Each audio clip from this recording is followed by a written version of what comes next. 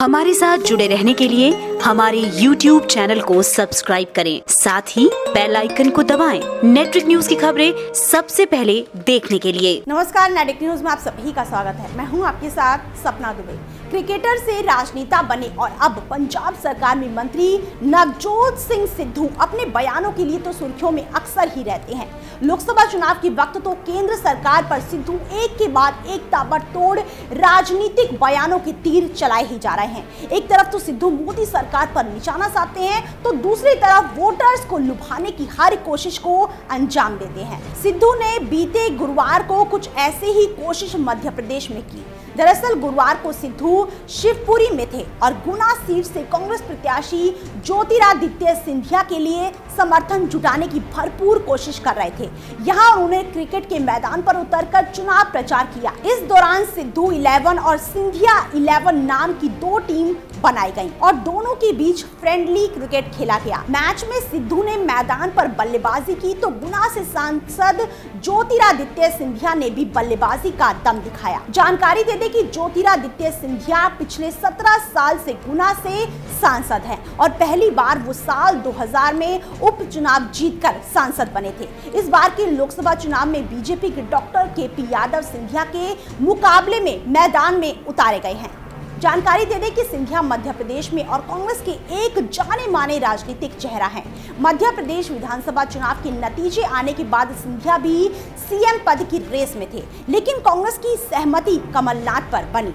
ज्योतिरादित्य सिंधिया ने खेलने से पहले एक ट्वीट भी किया और इस मैच को लेकर उनका उत्साह दिखा। उन्होंने लिखा है कि ये केवल एक चुनाव नहीं, विश्व के सबसे बड़े जनतंत्र का एक ऐतिहासिक जश्न है।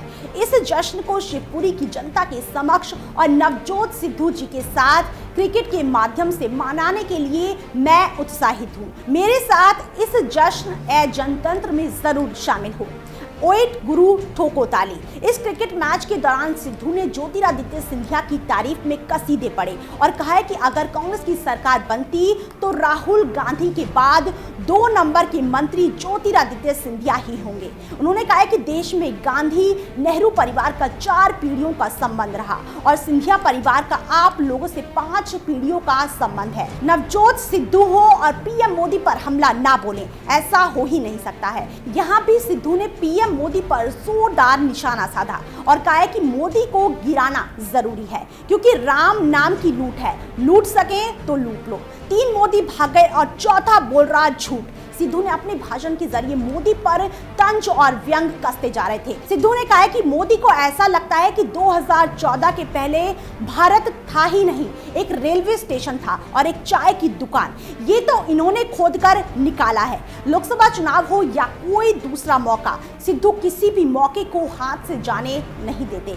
जैसे ही मौका हाथ में आया वैसे ही उन्होंने अपनी जुबानी तीर का इस्तेमाल किया, लेकिन क्रिकेट खेलकर वोटरों को लुभाने वाली बात थोड़ी अलग सी लगती है।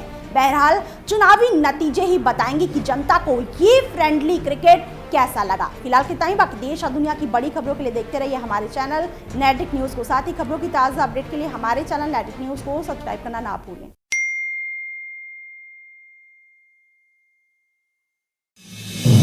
आप देख रहे हैं नेटरिक न्यूज, साहस सच कहने का।